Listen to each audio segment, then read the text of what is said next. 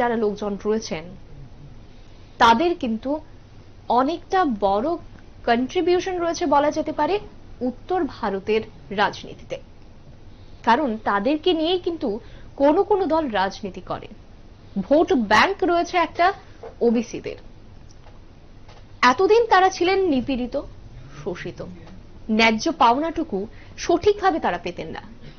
কিন্তু বর্তমানে চেহারা বদলেছে। আমরা যদি ভারতের সঙ্গে আমাদের রাজ্যের কথা চিন্তা করি, আমাদের রাজ্যেও কিন্তু একটা বড় অংশ রয়েছেন এই তপশিলি জাতির মানুষ, এবং তাদেরকে বিভিন্নভাবে সুযোগ সুবিধা দেওয়ার যে চিন্তাধারা, সেটা কিন্তু কেন্দ্র থেকে রাজ্য প্রত্যেকেই করা শুরু করেছেন। এবং বর্তমানে তপশিলি জাতির যারা লোকজন রয়েছেন প্রত্যেকেই বিভিন্নভাবে সেই ধরনের সুযোগ সুবিধাগুলো পাচ্ছেন। সমাজের সর্বস্তরের যারা মানুষ রয়েছেন তাদের সঙ্গে একই সূত্রে আসার যে চিন্তাধারা তারা এতদিন করতেন, সেই ন্যায্য পাওনাটুকু কিন্তু তারা এখন পাচ্ছেন। 2015 সালে ভারতীয় জনতা পার্টি তৈরি করে ওবিসি মোর্চা, এবং সেই ওবিসি মোর্চার আওতায় কিন্তু কেন্দ্র থেকে রাজ্য প্রত্যেকটা জায়গাতে সেই সমস্ত তপশিলি জাতির লোকজনদের জন্য ভারতীয় জনতা পার্টি কাজ করে আসছে। ইতিমধ্যে আমরা তার প্রতিফলন কিছু কিছু জায়গায় দেখতে পেয়েছি, যার মধ্যে ত্রিপুরা কিন্তু অন্যতম দাবিদার। কারণ ত্রিপুরা থেকে যিনি সাংসদ হয়েছেন লোকসভাতে, তিনিও কিন্তু একজন তপশিলি জাতিভুক্তই, এবং ত্রিপুরা বলা যেতে পারে প্রথম তপশিলি জাতিভুক্ত কাউকে সাংসদ হিসেবে পেয়েছে। আমরা আজকে কথা বলবো এমনই একজন মানুষের সঙ্গে, যিনি এই তপশিলি জাতিভুক্ত যে জনগোষ্ঠী রয়েছে তাদের স্বার্থে তিনি কাজ করছেন। এই মুহূর্তে আমার সঙ্গে রয়েছেন national general secretary to BJP OBC Morcha, এমনকি Bihar BJP spokesperson doctor Nikhil Anand. नमस्कार, स्वागत है आपका कुरुक्षेत्र में। जो पहला विषय मैं आपसे जानना चाहूंगी कि अभी आप त्रिपुरा में आए हैं, त्रिपुरा का माहौल अभी कुछ थोड़ा अलग है, नॉर्मल सा नहीं है, क्योंकि कुछ दिन बाद हमारे यहाँ पे इलेक्शन है 16 फरवरी को। तो अभी ये जो इलेक्शन का माहौल जो चल रहा है, तो इसमें आप त्रिपुरा में बीजेपी का स्ट्रेटेजी क्या है, आपको क्या लगता है, कैसे जीतेंगे ये इलेक्शन बीजेपी? सबसे खास बात कि राष्ट्रीय भावना की राजनीति करती है, राष्ट्रवाद की राजनीति करती है और नेशनल इंटीग्रेशन की राजनीति करती है। सरदार वल्लभ भाई पटेल ने जिस तरीके से एक physical unification of the countries जो देश का किया, उसके बाद से लगभग 70 सालों तक जी। जो इमोशनल कनेक्ट, जो साइकोलॉजिकल कनेक्ट और सोशियोलॉजिकल कनेक्ट हमारा नहीं हुआ। North eastern part of the country has always been detached to the mainstream of India. It is because of the wrong policy of the Congress party. लेकिन भारतीय जनता party ने जिस तरीके से उत्तर पूर्व भारत को मुख्य धारा में लाने का काम किया है, आज उसी का उदाहरण है कि प्रतिमा भौमिक, त्रिपुरा की बेटी, आज केंद्रीय मंत्रिमंडल में नेतृत्व कर रही हैं, जो पिछड़े समाज से हैं। आज यहां के पूर्व मुख्यमंत्री विप्लव देव जी हैं, जो हरियाणा प्रदेश के प्रभारी हैं। तो भारतीय जनता पार्टी संगठन के स्तर पर, सरकार के स्तर पर जिस तरीके से उत्तर पूर्व के प्रतिभाओं को एक उनके नेतृत्व को उभारने का काम कर रही है, एक सेंटर स्टेज में लाने का काम कर रही है, ये अपने आप में बहुत खास है। ये सिर्फ त्रिपुरा की बात नहीं जी। 8 प्रदेश जो हमारे हैं उत्तर पूर्व के, सभी आज भारत की मुख्य धारा में आदरणीय नरेंद्र मोदी जी प्रधानमंत्री जी की बदौलत, उनके जो विजन है कि आगे आने वाला 25 साल का भारत कैसा होगा, उसमें उत्तर पूर्व की बहुत बड़ी भूमिका होगी। उत्तर पूर्व भी भारत का नेतृत्व कर सकता है, यह क्षमता नरेंद्र मोदी जी आज खड़ा कर रहे हैं जी। हम आपसे और एक विषय जो जानना चाहेंगे कि त्रिपुरा के अलावा नॉर्थ ईस्ट में आपने जो कहा कि भाजपा की सरकार आने के बाद ही नॉर्थ ईस्ट को एक नया रूप मिला है, लोग पहचानने लगे हैं नॉर्थ ईस्ट को, मूल धारा में नॉर्थ ईस्ट आने लगे हैं। तो अभी त्रिपुरा के अलावा और भी 2 राज्य नॉर्थ ईस्ट के, मेघालय और नागालैंड, उन टोटल 3 राज्य में इलेक्शन होने वाले हैं। अभी अगर हम बात करें बीजेपी की, तो वो लोग कैसे इस इलेक्शन में, बाकी 2 राज्य जो है वहां पे स्ट्रेटेजी क्या होगी बीजेपी की इलेक्शन के लिए? देखिए, भारतीय जनता पार्टी चाहती है कि उत्तर पूर्व के सभी राज्य विकास करें और राष्ट्र की मुख्य धारा में अन्य राज्य जो प्रगतिशील राज्य हैं उनके मुकाबले वो खड़े हों। त्रिपुरा में जहां कहीं भी घूमने का मौका मिला, लोगों से व्यक्तिगत तौर पर बात हुई, सिर्फ पार्टी कार्यकर्ताओं की ही नहीं, सभी में भारतीय जनता पार्टी को लेकर के एक बड़ी उम्मीद है। आगे का 10 साल 20 साल वो भारतीय जनता पार्टी के साथ देखना चाहते हैं जी। जो यहां की सरकारें नहीं है, वो इसने त्रिपुरा को एक घेटो बना दिया है, एक कूप मंडूक, एक अंधा कुआं, कुएं में आदमी चला जाए तो एक अंधकार दिखाई देता है, ऊपर जितना आसमान दिखे उतनी ही दुनिया नजर आती है।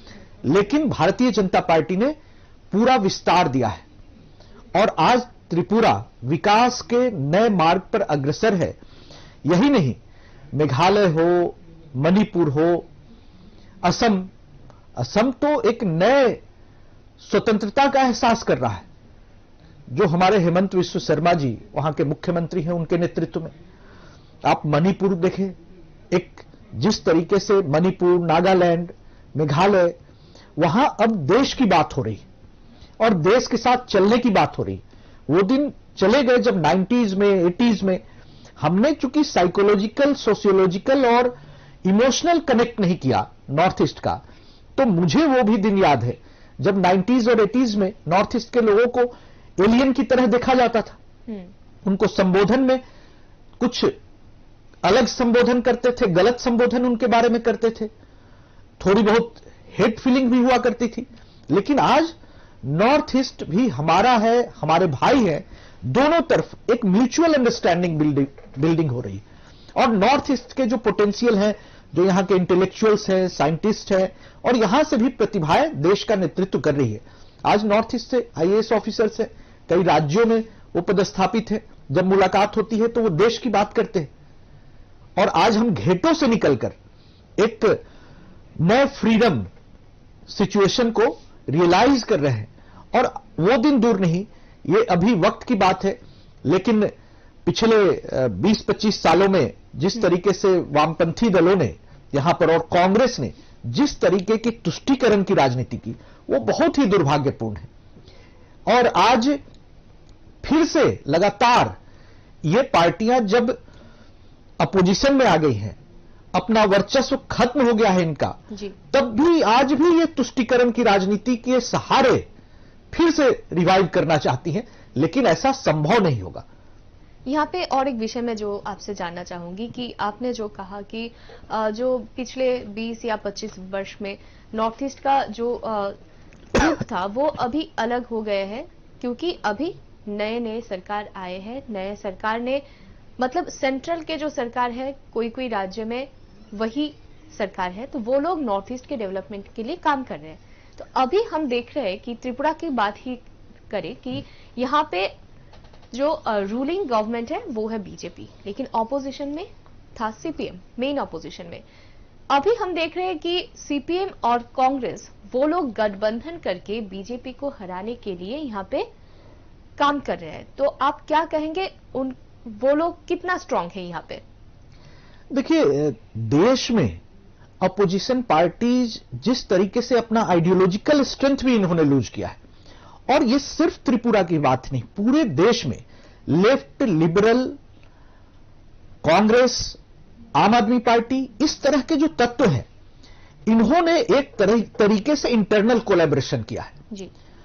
और ये बंगाल के पिछले चुनाव का भी उदाहरण ले तो जिस तरीके से कांग्रेस को एक भी सीटें नहीं आई, भारतीय जनता पार्टी 3 से ऑपोजिशन के स्पेस को भारतीय जनता पार्टी ने ग्रैब किया, लेकिन कांग्रेस ने अपना वोट ट्रांसफर किया। इसके बावजूद भी सीपीएम वहां पर खड़ी नहीं हो पाई।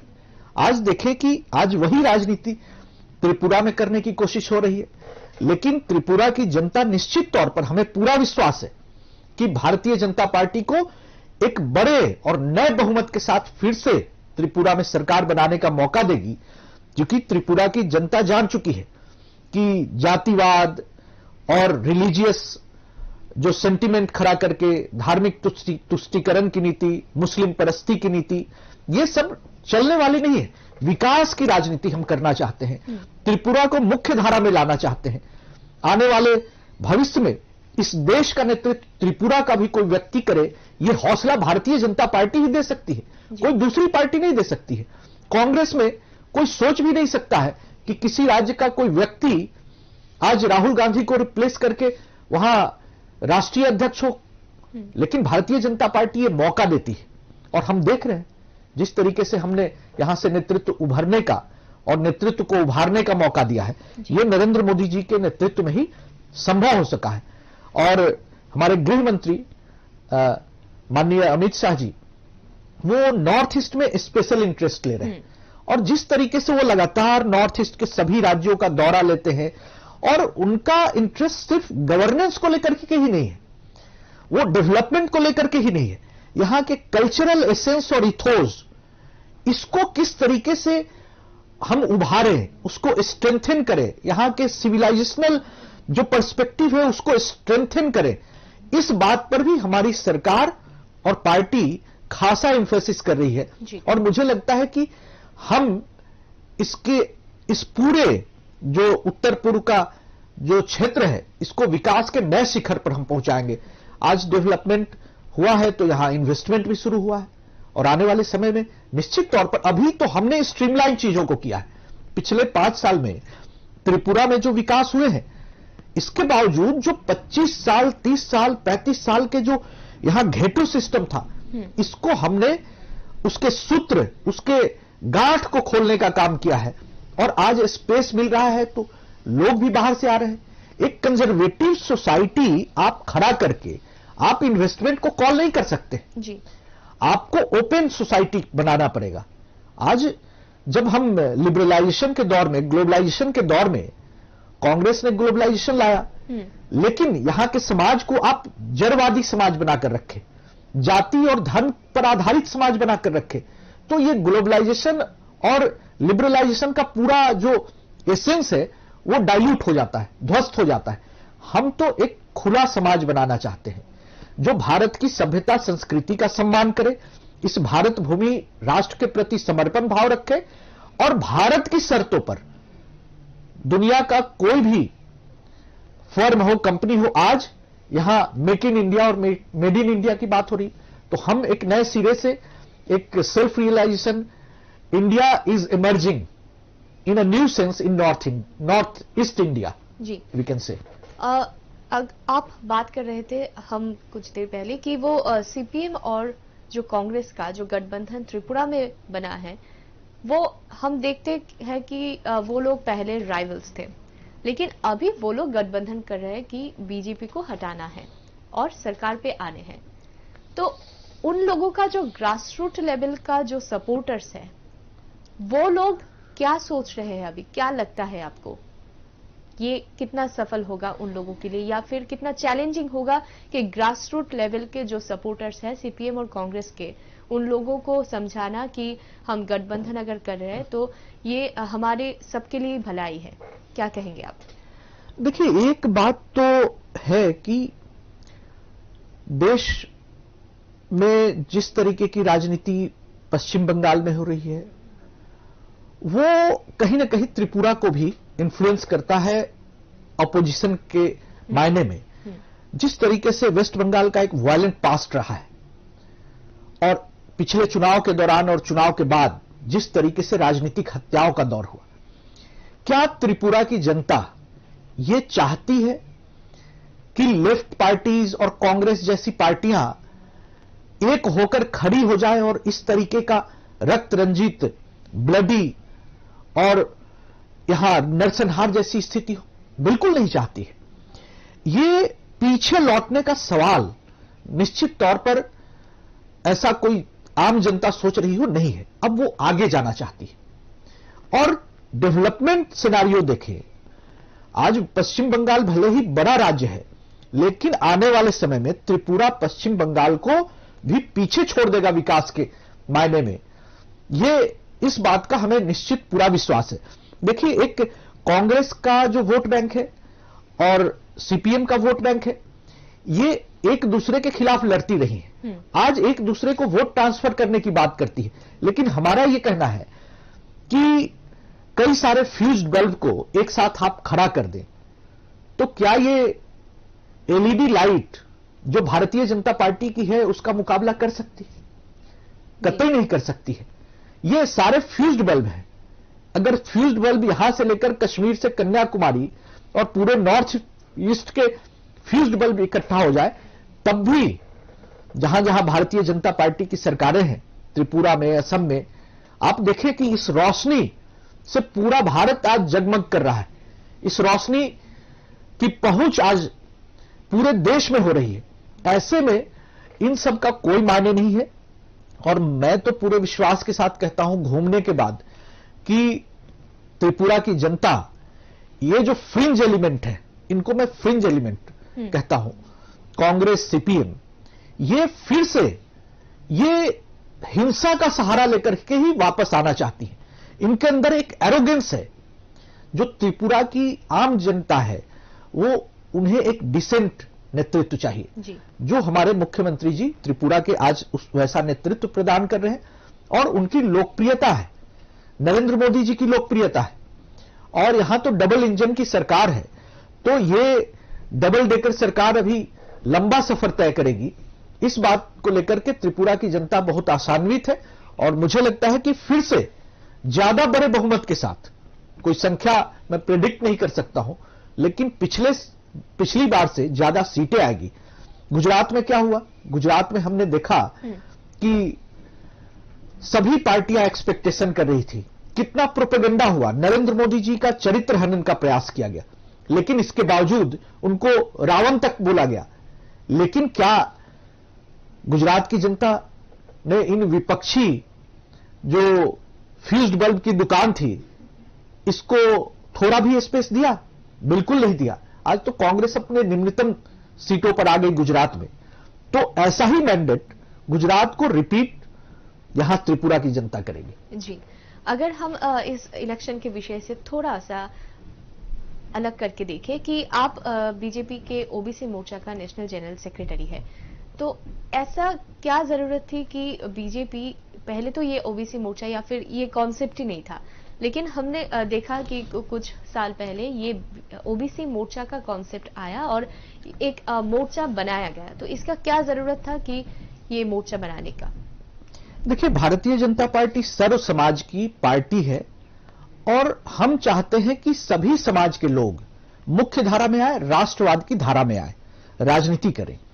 लेकिन पिछले कुछ दिनों से जो 90s का दौर रहा है, पोस्ट मंडल सिनेरियो में देखें तो वैसी पार्टियां जो किसी की पारिवारिक पार्टियां हैं, किसी की निजी दुकान है या किसी की पॉकेट की पार्टी, ये पार्टियां जातियों की राजनीति करके देश में, इन्होंने बिहार को ले, उत्तर प्रदेश में समाजवादी पार्टी, बिहार में राष्ट्रीय जनता दल, इन पार्टियों ने एक माहौल को खराब करने का काम किया है। भारतीय जनता पार्टी ने, मैं तो दिल से धन्यवाद देता हूं तत्कालीन उस समय के राष्ट्रीय अध्यक्ष माननीय श्री अमित शाह जी को। उन्होंने अपने राष्ट्रीय अध्यक्ष नेतृत्व काल में ओबीसी मोर्चा का पहली बार 2015 में गठन किया। और आज आपको आश्चर्य होगा कि हमारे जो त्रिपुरा से केंद्र सरकार में हमारी मंत्री हैं दीदी प्रतिमा भौमिक जी, वो पिछड़े समाज से, ओबीसी समाज से आती हैं, महिला हैं। किसी ने सोचा था कि एक पिछड़े वर्ग की महिला को केंद्रीय नेतृत्व में, केंद्रीय सरकार में इतना मौका मिलेगा? नरेंद्र मोदी जी ने सिर्फ जाति का किसी को जगह देकर के किसी जाति के व्यक्ति को ऑबलाइज करने का काम नहीं किया, वोट बैंक बनाने का काम नहीं किया। उनका मकसद है कि हम पिछड़े वर्गों से, विभिन्न जातियों से नेतृत्व वर्ग खड़ा करें, जो राष्ट्र की मुख्य धारा में पॉलिसी मेकिंग, प्लानिंग और इंप्लीमेंटेशन के लेवल पर कंट्रीब्यूट करे। आपको आश्चर्य होगा कि देश की आजादी के बाद कांग्रेस की सरकारें जब थी, केंद्र में अगर कोई ओबीसी व्यक्ति मंत्री बनता था तो सोशल जस्टिस मिनिस्टर बनता था। आज रेलवे मिनिस्टर, आज एजुकेशन मिनिस्टर, आज फॉरेस्ट एनवायरनमेंट मिनिस्टर सारे ओबीसीज हैं। और केंद्रीय मंत्रिमंडल में 27 ओबीसी समाज के मंत्री हैं, 12 एससी समाज के मंत्री हैं, 8 ट्राइबल समाज के मंत्री हैं, 10 महिलाएं मंत्री हैं केंद्र में। और आज मुझे लगता है कि 50 से 60% जो सबल्टर्न कम्युनिटी है उसके मंत्री आज केंद्र में हैं। यही नहीं, नरेंद्र मोदी जी ने ओबीसी कमीशन को संवैधानिक दर्जा देने का काम किया। आज नीट में आरक्षण जो हुआ, ओबीसी समाज का कोई बेटा बेटी आज डॉक्टर बन सकता है। नीट में रिजर्वेशन, मैं तो कहता हूं कि मंडल कमीशन लागू करने के बाद नीट में रिजर्वेशन सबसे बड़ा हिस्टोरिक स्टेप था नरेंद्र मोदी जी का। और जो भी काम हो रहे हैं, तो हम जाति का घेटो, जाति का एक हंगामा खड़ा, टोटका खड़ा करके राजनीति वोट बैंक कोई नहीं बनाना चाहते। हम चाहते हैं कि सभी समाज को उनकी क्षमता के अनुसार, उनकी प्रतिभा के अनुसार सभी समाज के लोग राष्ट्र की मुख्य धारा में आए, शामिल हो। और भारतीय जनता पार्टी ओबीसी मोर्चा यह मानती है कि सामाजिक न्याय और राष्ट्रवाद एक समानांतर धारा है, हम लेकर के चल सकते हैं। जो अन्य पार्टियां, जो कांग्रेस का, लेफ्ट का सोशल जस्टिस क्या है, ये एंटी नेशनलिज्म वाला सोशल जस्टिस है, ये अब नहीं चलेगा। हम तो चाहते हैं कि social justice and social justice और जो नेशनलिज्म है वो एक पैरेलल फोर्स है। ये सेक्युलरिज्म को सामने लाकर, सेक्युलरिज्म के पर्दे में इन लोगों ने जितनी हानि सामाजिक न्याय की राजनीति की है, चाहे वामपंथी दल हो, चाहे समाजवादी पार्टियां हो, उतना किसी ने नहीं किया है। इन लोगों ने इनको वोट बैंक बनाने का काम किया। आज मुसलमानों की बात होती है, नरेंद्र मोदी जी ने हमारे हैदराबाद से और बाद में भी उन्होंने कहा कि 80%, 85% पॉपुलेशन मुस्लिम्स में, ओबीसी मुस्लिम्स की है। आज सचर कमेटी रिपोर्ट देखें, ये वामपंथी पार्टियों ने 30-35 साल शासन किया, मुसलमानों की जितनी बदतर स्थिति वामपंथी और कांग्रेस रूल्ड स्टेट में रही है, उतना कहीं नहीं रही है। इन्होंने किसी समाज को मुख्य धारा में लाने का काम नहीं किया, उनको वोट बैंक बनाने का काम किया। हम इससे परे एक नया समाज बनाना चाहते हैं। जी, इससे आप जो बोल रहे थे कि ओबीसी लोगों के लिए एक नया समाज बनाने के लिए ये ओबीसी मोर्चा का गठन किया गया। अगर हम देखें कि हमारे देश में बहुत सारे यूथ्स हैं, वैसे ही ओबीसी जो समाज है उसमें भी बहुत सारे यूथ्स हैं, उन लोगों में बहुत सारे पोटेंशियल्स है। और अगर हम बात करें नॉर्थ ईस्ट की, एक ही बात है, नॉर्थ ईस्ट में भी पॉपुलेशन में बहुत सारे लोग ओबीसी लोग हैं, तो उन लोगों में जो पोटेंशियल्स है उनको बीजेपी कैसे यूटिलाइज करना चाहती है?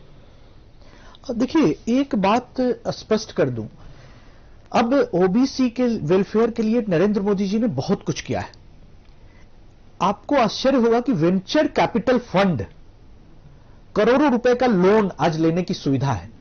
मुद्रा लोन हो, मेक इन इंडिया और जितने सुविधाएं हैं, उसमें ओबीसीज का एक बड़ा स्टेक है, उसका लाभ ओबीसीज को भी मिल रहा है जी। और सबसे बड़ी बात दुर्भाग्य यह है कि पश्चिम बंगाल में जैसे वहां पर टीएमसी की सरकार है और हमारे ओबीसीज को जिस तरीके से वहां मुस्लिम्स के अगेंस्ट पिच करके ओबीसी रिजर्वेशन का पूरा लाभ वहां मुस्लिम समाज के लोगों को जिस तरीके से दिया जा रहा है, ये हमारे लिए चिंता का प्रश्न एक है जी। हम इस तरह के धर्म और जाति में बांटकर काम नहीं करना चाहते, लेकिन हिंदू ओबीसीज का जो एक सेंटिमेंट है, उसकी जो जरूरत है, उसको आप सेक्युलरिज्म के नाम पर साइड नहीं कर सकते। उनके इंटरेस्ट को, उनके अधिकार भाव को, उनके जो डिमांड्स है, ग्रीवांसेज है, उसको इग्नोर नहीं कर सकते। और इंडिया में रिलीजन बेस्ड रिजर्वेशन को कॉन्स्टिट्यूशनल परमिशन नहीं है, लेकिन इन राज्यों में जिस तरीके से रिजर्वेशन के नाम पर पूरे मुस्लिम समाज को ओबीसी रिजर्वेशन के भीतर शामिल किया गया, पश्चिम बंगाल में खास तौर से, तो ओबीसी की एक हकमारी हुई है। और जो ओबीसी समाज है, हम तो चाहते हैं कि मुसलमानों का जो ओबीसी समाज है, जो छुआछूत का भी शिकार है, वहां धर्म के भीतर जो उनको मुख्य धारा में नहीं आने दिया जा रहा है, आज वैसे लोगों को भी सामने आना चाहिए, मुख्य धारा में आना चाहिए।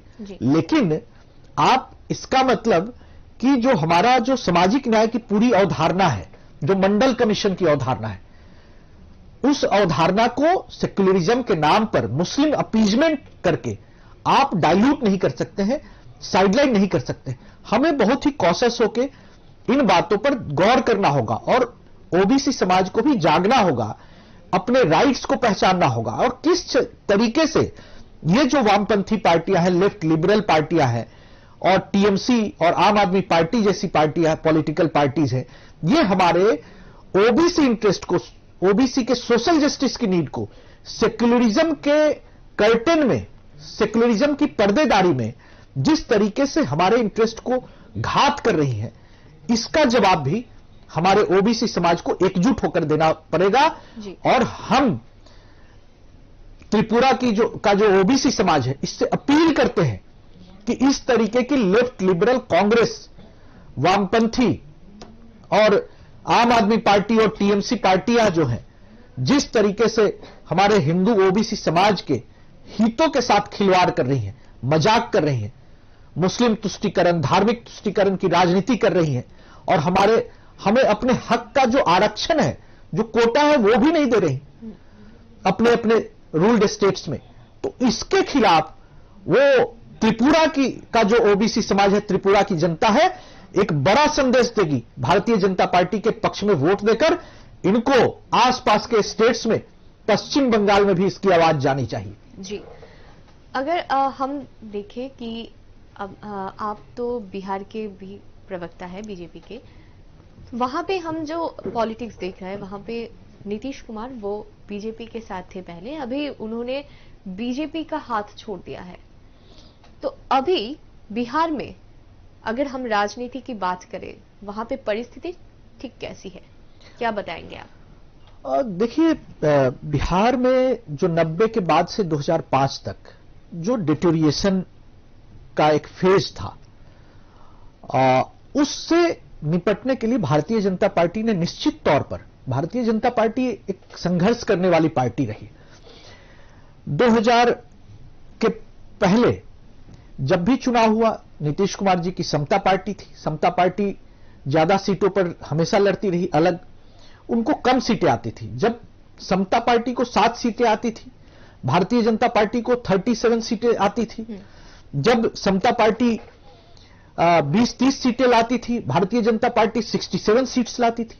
लेकिन हमने नीतीश कुमार जी को आगे करके, उनको अपने कंधे पर बिठाकर बिहार की तस्वीर बदलने की कोशिश की। लेकिन नीतीश कुमार जी ने एक लंबे राजनीति के बाद जिस तरीके से आज फिर से बैक टू स्क्वायर वन, आज लालू जी की गोद में जाकर बैठ के, कंधे से उतरकर, अब दुर्भाग्य देखिए कि नीतीश जी जिस तरीके की डिस्परेशन की राजनीति कर रहे हैं, उनका जो पीएम एस्पिरेशन है, ये पूरा कंप्लीट फियास्को है।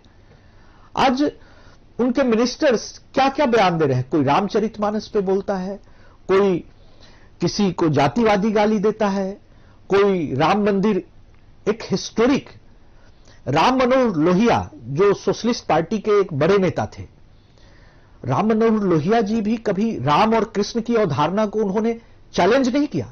वो तो कहते थे कि राम मेला, कृष्ण मेला जैसे आयोजन होने चाहिए। भारत की सभ्यता, संस्कृति और भारत की जमीन में, रोम रोम में, कण कण में राम और कृष्ण है, ये लोहिया की अवधारणा थी। और ये लोग आज राम, भगवान श्री राम को भी एब्यूज कर रहे हैं, भगवान श्री कृष्ण को एब्यूज कर रहे हैं, रामचरितमानस को एब्यूज कर रहे हैं। अब ये एक धर्म और जाति का ऐसा एक तमाशा खड़ा, जातिवाद का खड़ा करना चाहते हैं जी। और ऐसे में बिहार में जो कॉन्ट्राडिक्शन दिख रहा है, मुझे तो नहीं लगता कि नीतीश कुमार पटना राजधानी से दिल्ली पहुंच भी पाएंगे। यह स्थिति है बिहार में। एक बार फिर से अराजकता का माहौल है और भारतीय जनता पार्टी बहुत ही मजबूती के साथ अकेले बूते काम कर रही है। जो हमारे बाई इलेक्शंस हुए गोपालगंज जो लालू जी का होम ग्राउंड है वहां से हमने चुनाव जीता, कुर्नी एक कॉन्स्टिट्यूएंसी है वहां से चुनाव जीता। तो जो प्रयोग हो रहे हैं, तो इस बार भारतीय जनता पार्टी को लेकर के जनता काफी उत्साहित है। और ऑलराउंड डेवलपमेंट जो बिहार का हुआ है वो भारतीय जनता पार्टी और केंद्र सरकार के बूते एक बड़ा डेवलपमेंट हुआ है। आज बिहार की स्थिति यह है कि बिहार का अपना स्टेट कैपिटल स्ट्रेंथ मुश्किल से 10 या 15,000 करोड़ या 20,000 करोड़ है। बिहार बजट पास करता है 2.25 लाख करोड़ का। ये पैसे कहां से आते हैं? केंद्र सरकार के पैसे। बिहार में एक लीकर प्रोहिबिशन की पॉलिसी है। और आपको बता दूं कि 2005 में जब लालू जी की, राबड़ी देवी की सरकार जा रही थी, तो उस समय लीकर से स्टेट को आय जो इनकम था वो 400 करोड़ था। 2012 आते आते वो 4,000 करोड़ से 5,000 करोड़ हो गया।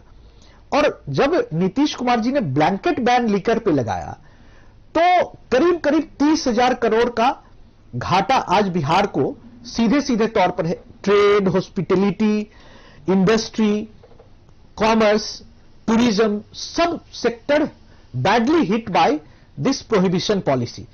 अब क्या है कि एक पैरेलल इकोनॉमी 50,000 करोड़ का खड़ा हो गया है। नीतीश कुमार ब्लैंकेट बैन लगाते हैं, कानून बनाते हैं, और जब कोई जहरीली शराब से मौत होती है तो कहते हैं कि पियोगे तो मरोगे। मैंने उनको सलाह हम लोगों ने दिया कि श्री 420 फिल्म देखे जाकर, जिसमें क्या संदेश था कि कोई चोर है तो उसका बेटा चोर नहीं होता है। पीने वाला अपराधी हो सकता है, गलत हो सकता है, लेकिन उनके अबोध अनाथ बच्चे, उनकी विधवा पत्नियां, उनका क्या दोष है? उनको कंपेंसेशन तक नहीं दे रहे। तो इतना ये एक निरंकुश शासक की तरह, एक डिस्पॉट की तरह वो एक किंगडम स्टाइल में वो रन कर रहे हैं, और नीतीश कुमार जी को इसका परिणाम भुगतना पड़ेगा। जी, हम बातचीत के एकदम अंत तक आ पहुंचे, तो शेष में मैं आपसे एक ही विषय जानना चाहूंगी। आप त्रिपुरा में आए हैं, त्रिपुरा का वो कल्चर या फिर एनवायरनमेंट अभी देख रहे हैं, तो आप क्या सोच रहे हैं, क्या देख रहे हैं आपकी अगले दिन इलेक्शन के बाद त्रिपुरा का रूप क्या होगा? कौन से पार्टी जीत के आएगी? तो इसमें कोई शक नहीं है कि 35 सालों तक लगभग यहां की जनता ने एक प्रकार से राजनीतिक गुलामी की। उनको कोई अल्टरनेटिव नहीं नजर आ रहा था। भारतीय जनता पार्टी ने त्रिपुरा की जनता के लिए एक अल्टरनेटिव पेश किया और 5 सालों तक एक बेहतरीन शासन दिया। यहां किसी भी तरह का वायलेंस नहीं हुआ, एक डेवलपमेंट हुआ। हम जाति और जातिवाद करके कोई हमने राजनीति नहीं की, हमने कोई धार्मिक तुष्टीकरण की राजनीति नहीं की, हमने कोई प्रोपेगेंडा करके राजनीति नहीं की। एक गवर्नेंस मॉडल हमने देने की कोशिश की। जो 35 साल का घेटो सिस्टम था, जो कूप मंडूक राजनीतिक व्यवस्था थी, उसको स्ट्रीमलाइन करके हमने स्ट्रेंथन किया है त्रिपुरा में। और ये जो फाउंडेशन हमने नया एस्टेब्लिश किया है, इस नींव की बुनियाद पर, इस फाउंडेशन स्टोन की बुनियाद पर आने वाले समय में इंडस्ट्री भी आएगी, इन्वेस्टमेंट भी आएगी बड़े पैमाने पर। इससे बड़े स्तर पर यहां के लोगों को यही रोजगार मिल सकेगा। इस तरह की चीजें मुझे त्रिपुरा में भविष्य दिखाई देता है। और अब त्रिपुरा ही क्यों, मणिपुर, नागालैंड, असम, आप कहीं भी जाए तो एक नई खुली हवा का एहसास होता है, एक नया उत्तर पूर्व भारत दिखाई देता है। यह भारत आने वाले समय में भारत का नेतृत्व करेगा और यहां के त्रिपुरा की जनता यहां बेहतर शिक्षा, बेहतर स्वास्थ्य और उद्योग और इन सब चीजों का इनका जो सपना है वो पहली बार इतने बड़े पैमाने पर पूरा होगा। इस बात का हमें पूरा एक पूरी तस्वीर दिखाई देती है, एक बेहतर भविष्य दिखाई देता है। और त्रिपुरा की जनता से मैं हाथ जोड़कर यही विनती करता हूं कि भारत आज विश्व गुरु बनने की ओर अग्रसर है, अपना कदम बढ़ा चुका है। ऐसे में त्रिपुरा भी भारत की नई यात्रा में, नई राजनीतिक यात्रा में, विश्व गुरु बनने की यात्रा में एक सारथी बनने का काम त्रिपुरा के लोग करें और नरेंद्र मोदी जी के हाथों को मजबूत करें, यहां के मुख्यमंत्री जी के हाथों को मजबूत करें और त्रिपुरा की जनता एक बार फिर से भारतीय जनता पार्टी को नेतृत्व सौंपेगी और बड़े बहुमत से नेतृत्व सौंपेगी, इस बात का पूरा विश्वास है और एक प्रकार से एक दावा भी है। जी, बहुत बहुत धन्यवाद आपको हमारे साथ जुड़ने के लिए और हमारे साथ बातचीत करने के लिए। बहुत बहुत धन्यवाद। आपके चैनल के सभी दर्शकों को, आरई चैनल, राइज ईस्ट चैनल के दर्शकों को बहुत शुभकामनाएं, बहुत बधाई। और चैनल ने ये मौका दिया अपनी बात रखने का और त्रिपुरा की जनता से संवाद करने का, इसके लिए भी बहुत धन्यवाद, आभार। जी, আর কিছুদিন বাদেই নির্বাচন এবং আমরা যতটা জানি ভারতবর্ষ, শুধুমাত্র ভারতবর্ষ যদি বলি ভুল হবে, ত্রিপুরা রাজ্যেরও একটা বিশেষ অংশ কিন্তু তপশিলি জাতিভুক্ত গোষ্ঠী রয়েছেন। তারা আগামী দিনে এই নির্বাচনে কি ভূমিকা নেবেন তা কিন্তু কথা বলবেন তারাই, অর্থাৎ সর্বোপরি গণদেবতারা। আগামী দিনে ত্রিপুরার ভবিষ্যৎ কি হবে একমাত্র বলবেন গণদেবতারাই। আপাতত এই পর্যন্তই। দেখতে থাকুন কুরুক্ষেত্র 2023।